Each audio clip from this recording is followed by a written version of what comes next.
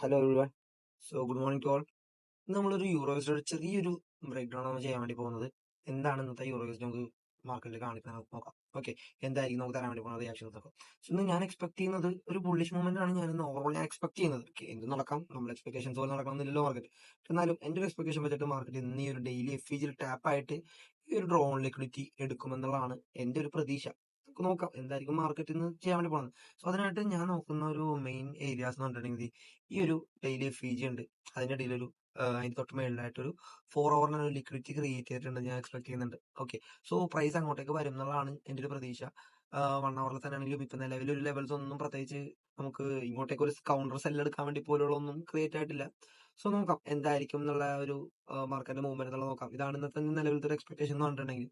So in case price അങ്ങനത്തെ ഒരു movement വരുവാണെങ്കിൽ ഏഷ്യ തീർന്നു കഴിഞ്ഞിട്ട് ഏഷ്യയുടെ ഹൈ ആൻഡ് ലോ ഡിപ്പെൻസ് ആ ഒരു PO3 മൂവ്മെന്റ്സ് ഒക്കെ എങ്ങോട്ടായിരിക്കും നോക്കിയിട്ടായിരിക്കും ഞാൻ ഇന്നത്തെ ട്രേഡ്സ് പ്ലേസ് ചെയ്യാൻ വേണ്ടി പോകുന്നത്. ഓക്കെ, ഓവറോൾ എന്റെ ഒരു എക്സ്പെക്ടേഷൻ ബുള്ളിഷ് ആണെങ്കിൽ പോലും മേ ബി ഞാൻ ഇന്ന് സെല്ല് എടുക്കാം. എന്റെ ഈ ഒരു റീജിയനിലേക്ക് എത്തുന്നവരെ ഞാൻ ഒരു സെല്ല് ക്യാച്ച് ചെയ്യാനുള്ള ചാൻസ് ഉണ്ട്. കാരണം നിങ്ങൾ ഇവിടെ നോക്കുവാണെങ്കിൽ നിങ്ങൾക്ക് ഇവിടെ ക്ലിയർ ആയിട്ട് കാണാൻ വേണ്ടി സാധിക്കും. ഇവിടെ മാർക്കറ്റ് നല്ലൊരു ലിക്വിഡിറ്റി ഉണ്ടാക്കിയിട്ടാണ് അല്ലെ. ഇന്നലെ ഓൾറെഡി മാർക്കറ്റ് അവധിയായിരുന്നു, അതുകൊണ്ട് തന്നെ മാർക്കറ്റ് ഭയങ്കര ചോപ്പിനെസ് മൂവ്മെന്റ് ആയിരുന്നു. സോ ഇതിന്റെ അടിയിൽ നല്ല ലിക്വിഡിറ്റി ക്രിയേറ്റ് ഉണ്ട്. സോ താഴത്തേക്ക് പോരാനുള്ള ഒരു ഫ്യൂല് മാർക്കറ്റ് ഉണ്ടാക്കിയിട്ടുണ്ട്.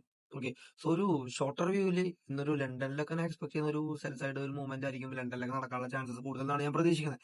സോ നമുക്ക് നോക്കാം എന്തായിരിക്കും മാർക്കറ്റ് തരാൻ വേണ്ടി പോകുന്ന റിയാക്ഷൻ എന്നുള്ളത്. സോ ഇന്ന് വൈകുന്നേരം ഇതിനൊരു പോസ്റ്റ് മാർക്കറ്റ് അനാലിസിസും ഞാൻ ഇടുന്നതായിരിക്കും. എന്തായാലും നമ്മൾ അനലൈസ് ചെയ്ത പോലെ തന്നെ മാർക്കറ്റ് സംഭവിച്ചോ ഇല്ലയോ എന്ന് അറിയാൻ വേണ്ടിയിട്ട്. So stay tune.